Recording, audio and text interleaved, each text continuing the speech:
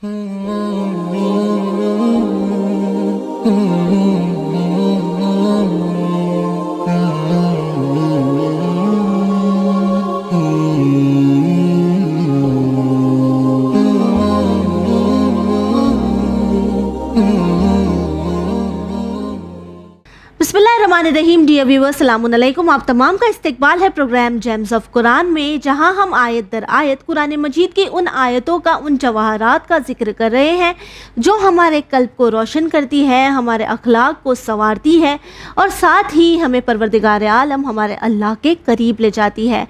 हर आयत हमारे लिए एक नया पहलू सामने लाती है, कभी शुक्र को लेकर, कभी सब्र को लेकर, कभी हक़ुल्लाह को लेकर, तो कभी हक़ुन्नास को लेकर।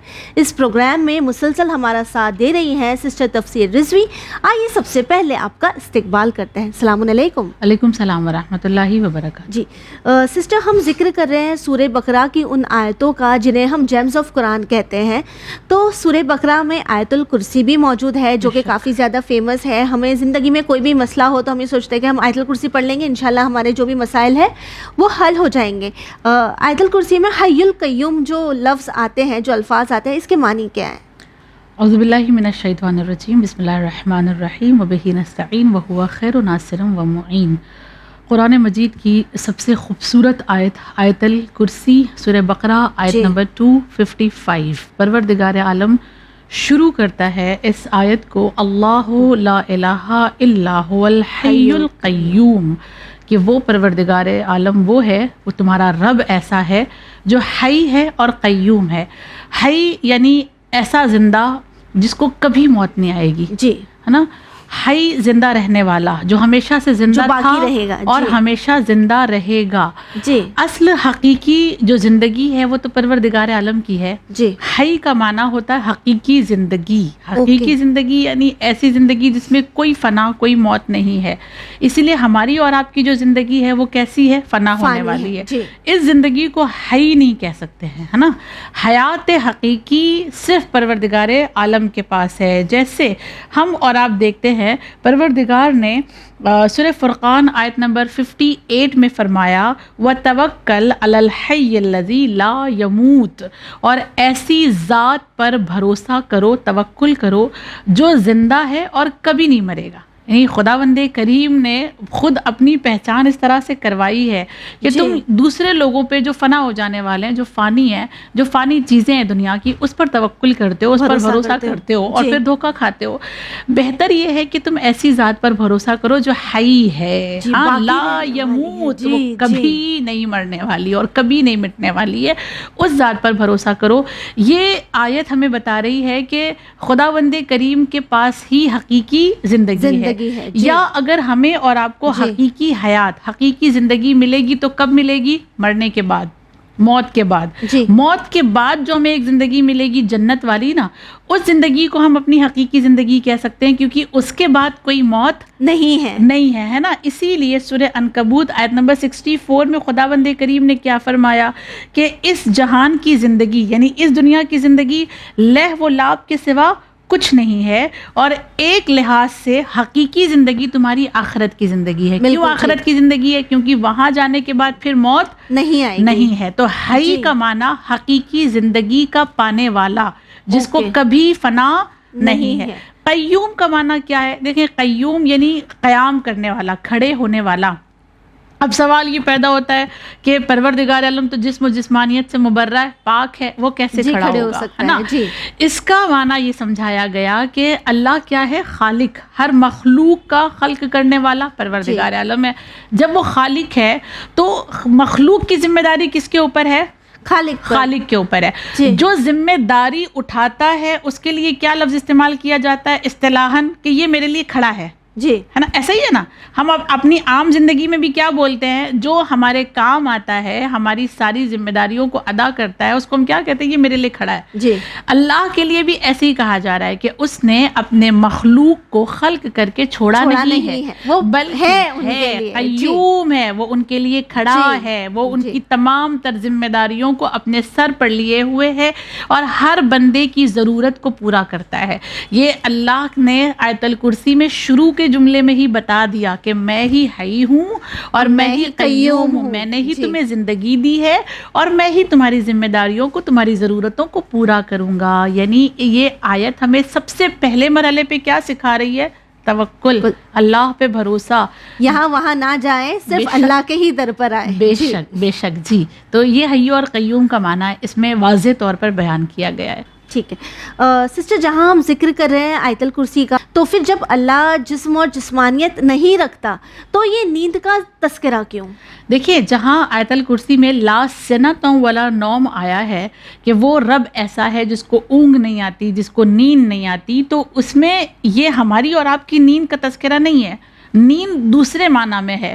نیند کا معنی کیا ہے؟ دیکھیں، نیند ایک ایسی چیز ہے کہ بڑے سے بڑا طاقتور نیند کے عالم میں کمزور پڑ جاتا ہے. ہاں، اس کا اپنے اوپر کوئی کنٹرول نہیں ہوتا ہے. اور اگر وہ سو جائے نا، نیند کے عالم میں آ جائے، تو اس کو کوئی بھی نقصان پہنچا کر جا سکتا ہے. کتنا بڑا بھی وہ پہلوان ہو، کتنا بڑا بھی وہ طاقتور ہو، لیکن اگر وہ نیند کے عالم میں ہے تو وہ کمزور پڑ جاتا ہے. نیند انسان کو کمزور کرتی ہے، اور کمزور کرنے کے بعد دوسروں کو موقع دیتی ہے کہ وہ کوئی بھی نقصان پہنچا کے چلا جائے. اکثر گھروں میں چوریاں نیند کے عالم میں ہوتی ہے، لوگوں کے قتل نیند کے عالم میں. سو گئے تو نیند کے عالم میں قتل کر دیا گیا. صحیح ہے، ہم خود دیکھتے ہیں، خود رسول اللہ صلی اللہ علیہ وآلہ وسلم کے جو لوگوں نے شہادت کی تیاریاں کر رکھی تھی، نیند کے عالم میں نا تلوار لے کے کھڑے تھے کہ سو رہے ہیں مار دیں گے. انسان کو جو ہے نا نیند کمزور کرتی ہے. اللہ یہاں کیا بتانا چاہ رہا ہے نیند کا تذکرہ کر کے؟ کہ وہ پروردگار عالم ایسا ہے کہ جس کو نیند بھی کمزور نہیں کر سکتی، یعنی اس کو نیند نہیں آتی ہے. یہ جو نیند انسان کو کمزور کرتی ہے، تمہارا رب طاقتور ہے. یعنی یہ کلاسیفیکیشن ہے، بتانے کا طریقہ ہے، ایک سمجھانے کا. ایک انسان کیسے سمجھے گا نا، ملکوتی باتیں ہم کیسے سمجھیں گے؟ اللہ ہماری ہی چیزوں کو مثال بنا کر ہمیں سمجھانا چاہ رہا ہے کہ وہ کیسا طاقتور ہے، وہ کیسا مضبوط پروردگار عالم ہے. اور اگر اس کے پاس ایسی طاقت ہے کہ نیند بھی اس پہ غالب نہیں ہے، وہ ایک لمحے کے لیے بھی ہم سے غافل نہیں ہے، تو ہم اور آپ ایسے رب کو چھوڑ کر کسی اور کے پاس کیسے جا سکتے ہیں؟ یعنی اس کا کہنے کا معنی صرف یہ ہے کہ وہ ایک لمحے کے لیے بھی ہم سے غافل نہیں ہے. ہم بھلے اس سے غافل ہو جائیں، لیکن وہ ہم سے غافل نہیں ہوتا ہے. جی سسٹر، جہاں ہم بات کر رہے ہیں آیت الکرسی کی، ٹھیک ہے، جو کہ ہمارے تمام ویورز پڑھتے ہی ہوں گے ریگولرلی، تو ہم نے حی القیوم کی بات کی، پھر ابھی ہم نے نیند کی بات کی، تو اسی آیت میں جو شفاعت کا تذکرہ کیا گیا ہے، ہم چاہتے ہیں آپ اس پر بھی نظر ڈالیں. دیکھیے، شفاعت ایک ایسا کانسیپٹ ہے نا کہ مسلمانوں کے درمیان ہی اس پہ الگ الگ بحث ہے. آپ کو یاد ہوگا، آپ ہی کے ساتھ شفاعت پر ہم لوگوں نے طویل گفتگو کی ہے. لیکن ہم یہ جانتے ہیں کہ مسلمان قرآن کی بعض آیات کو لے کر یہ ثابت کرنے کی کوشش کرتے ہیں کہ اللہ ہی شفیع ہے اور صرف اللہ ہی شفاعت کرے گا اور کوئی شفاعت نہیں کر سکتا. مثال کے طور پہ سورہ زمر آیت نمبر 44 میں اللہ نے کہا قُلِ اللَّهِ الشَّفَاعَةُ جَمِيعًا، یعنی ساری شفاعت کا اختیار کس کے پاس ہے؟ اللہ کے پاس ہے. تو یہ اس طرح کی آیتوں کو لے کر مسلمان یہ ثابت کرتے ہیں کہ اہل بیت کے پاس شفاعت کا حق نہیں ہے، کیونکہ صرف اللہ شفاعت کرے گا. مگر آیت الکرسی اس مسئلے کو حل کرتی ہے، اور حل کرتے ہوئے کہتی ہے من ذا الذی یشفع عندہ الا باذنہ، وہ شفاعت کریں گے جس کو اللہ اذن دے گا، اجازت دے گا. یعنی اگر کوئی انکار کرے نا اس بات کا کہ کوئی شفاعت نہیں کر سکتا، تو وہ اس آیت کا انکار کرے گا، کیونکہ اللہ خود کہہ رہا ہے کہ وہ شفیع بنیں گے جس کو میں اختیار دوں گا، جس کو میں اجازت دوں گا. اور شفیع جو ہوں گے نا، شفاعت کرنے والے، ان میں سب سے اعلیٰ مقام رسول اللہ صلی اللہ علیہ وآلہ وسلم کا ہے. نبی نے فرمایا بھی ہے کہ 5 چیزیں مجھے ایسی دی گئی ہیں جس پہ مجھے فخر ہے، جس میں سے ایک شفاعت ہے، کہ میں حق کے شفاعت رکھتا ہوں. اور اس آیت سے ثابت ہوتا ہے کہ اللہ دوسروں کو بھی شفاعت کا حق دے گا، اور باقاعدہ طور پر جو شفاعت کر سکیں گے ان کا نام بتایا گیا ہے. مثلا اچھے پڑوسی، پڑوسی کی شفاعت جی، کر یعنی سکیں گے۔ ہم صرف یہ نہ سوچیں کہ جو اختیار ہے یہ پروردگار عالم نے صرف 14 معصومین علیہ السلام کو دیا جی، ہے، بلکہ ہمارے آس پاس بھی جو لوگ ہیں، آس پاس جو جی، لوگ ہیں ان کو بھی شفاعت جی، کا حق دیا جائے گا، ٹھیک؟ جی، ہمارے اچھے پڑوسی ہماری شفاعت کریں گے، ہمارے اچھے رشتہ دار ہماری شفاعت کا حق رکھیں گے، ہمارے استاد ہماری شفاعت کا حق رکھتے ہیں، شہید شفاعت کا حق رکھتے ہیں، حتیٰ زائر امام حسین کے لیے بھی یہ کہا گیا ہے کہ جو امام حسین کا زائر جی، ہوگا اسے بھی اپنی فیملی والوں کی شفاعت کرنے کی اجازت دی جائے گی۔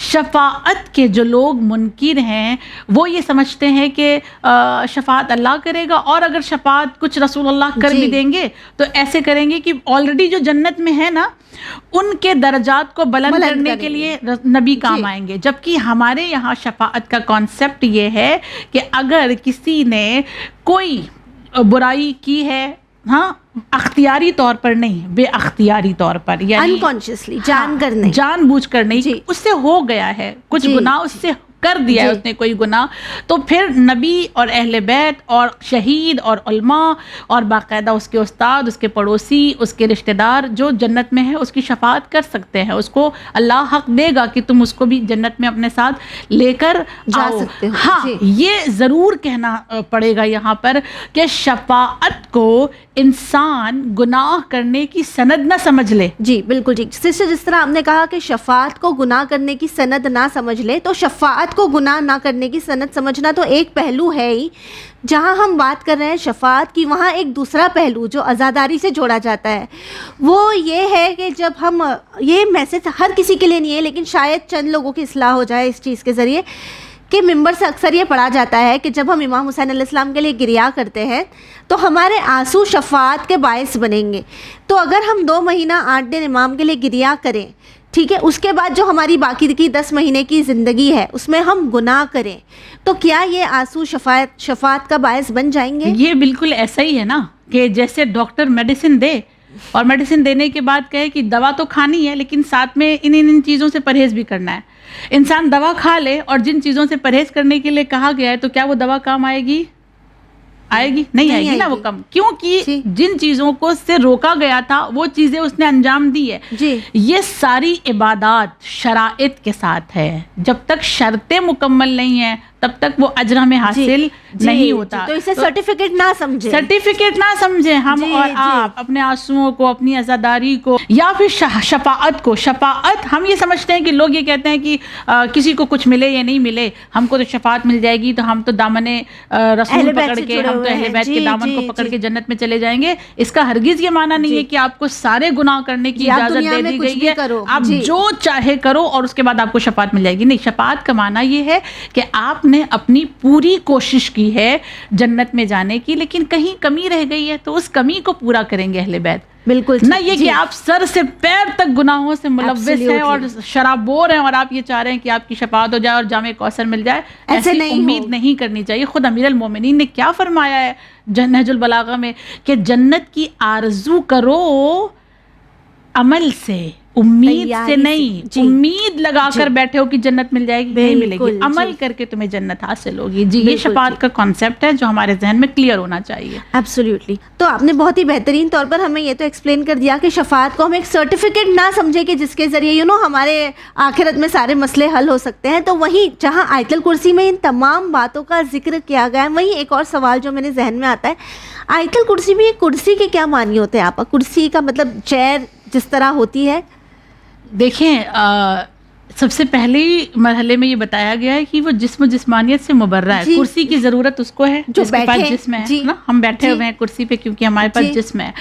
یہ وہ کرسی نہیں ہے جو ہم سمجھ رہے ہیں۔ تو یہ کون سی کرسی ہے؟ کرسی کے بہت سارے معنی بتائے گئے ہیں، اس میں سب سے پہلا معنی اللہ کی حکومت کا علاقہ۔ کرسی یعنی اللہ کی حکومت کا علاقہ کتنا ہے، تھرون، اتھارٹی، طاقت، قوت۔ پروردگار عالم یہ کہا جا رہا ہے کہ زمین اور آسمان ہر جگہ پر اس کی حکومت ہے، اور اس کی حکومت کو کیا کہا گیا ہے؟ کرسی کہا گیا ہے، ایک معنی۔ دوسرا معنی اس کی جو وسعت ہے، یعنی وہ کتنا وسیع، اس کی حکومت کتنی وسیع ہے، کتنی بڑی ہے، اس کو بھی کرسی کہا گیا ہے.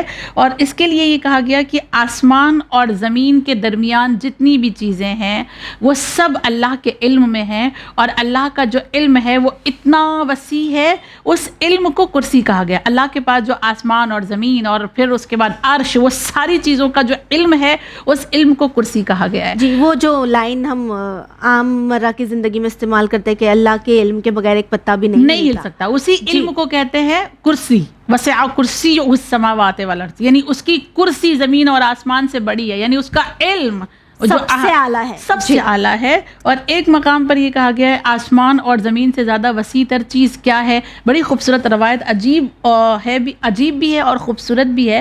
فرمایا امیر المؤمنین نے کہ آسمان اور زمین کے درمیان جو کچھ بھی ہے، اس کی گہرائی کے درمیان جو کچھ بھی ہے، آسمان کے بلندیوں کے درمیان جو کچھ بھی ہے، وہ سب کا سب کرسی میں ہے، یعنی اللہ کے علم میں ہے. ایک مقام پر امام صادق علیہ الصلوۃ والسلام نے فرمایا کہ آسمان اور زمین کرسی کے مقابلے میں، یعنی جو اللہ کی کرسی ہے، یعنی وہ علم جو ہے، آسمان اور زمین اس کے کمپیریزن میں کمپیر اگر کیا جائے تو ایک جو رنگ ہوتی ہے اس کے حلقے کے برابر ہے. یعنی ایک رنگ کے درمیان جو دائرہ ہوتا ہے، سرکل ہوتا ہے، اس سرکل کے برابر ہے. اور عرش الہی کے مقابلے میں کرسی سرکل کے مقابلے برابر ہے.